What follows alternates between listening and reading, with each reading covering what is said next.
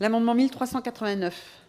Il s'agit d'un amendement qui propose d'étudier l'opportunité de modifier la convention fiscale entre la France et le Grand-Duché du Luxembourg, en s'inspirant de celle conclue entre la France et le canton de Genève pour permettre une juste rétrocession fiscale du Luxembourg envers la France et d'augmenter ainsi les recettes perçues par la France et les collectivités frontalières.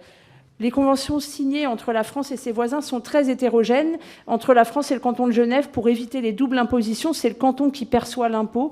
En échange, il rétrocède 3,5% des salaires bruts à la France et aux collectivités transfrontalières, ce qui permet d'amoindrir le phénomène de création de cités dortoirs aux abords des frontières et le délitement des services publics. C'est un amendement qui est proposé par ma collègue Martine Etienne, mais que je soutiens pleinement étant députée de Moselle. Je constate directement sur le terrain la catastrophe que constitue la proximité du Luxembourg pour les collectivités territoriales locales. On pourrait tout à fait avoir une relation équilibrée avec notre voisin, et pour ça, la question de la rétrocession fiscale est une solution pour faire en sorte que les communes frontalières ne soient plus des communes abandonnées totalement et des cités dortoirs. Le Luxembourg, à la différence de la Suisse et de la Belgique notamment, c'est qu'effectivement, vous l'avez décrit, lorsqu'on est travailleur frontalier en Suisse ou en Belgique, on a ce système de rétrocession visant à équilibrer, d'ailleurs souvent plutôt à notre avantage, mais peu importe, en tout cas, il y a effectivement cet accord-là.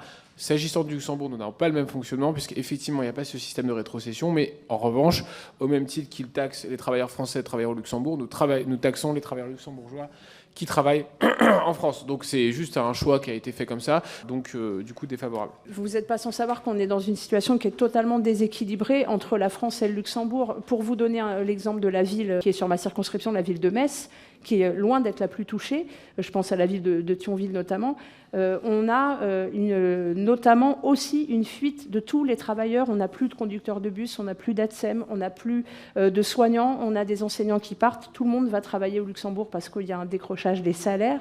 Donc la situation, on n'a pas de travailleurs luxembourgeois qui viennent travailler à Metz ou à Thionville. Donc on est dans une situation qui est totalement déséquilibrée, et la rétrocession fiscale est une solution. Mais pour ça, il faut que la France ait une véritable volonté politique d'aller chercher cet argent. Et il faut que le Luxembourg soit d'accord, mais pour ça, il faut au moins lui demander, il faut rentrer dans une négociation, ce qui n'est pas le cas.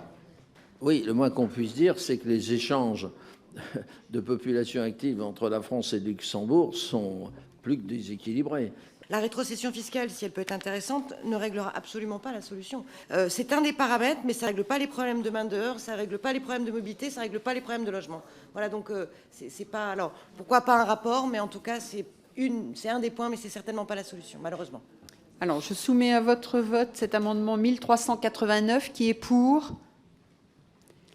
qui est contre. Il est rejeté.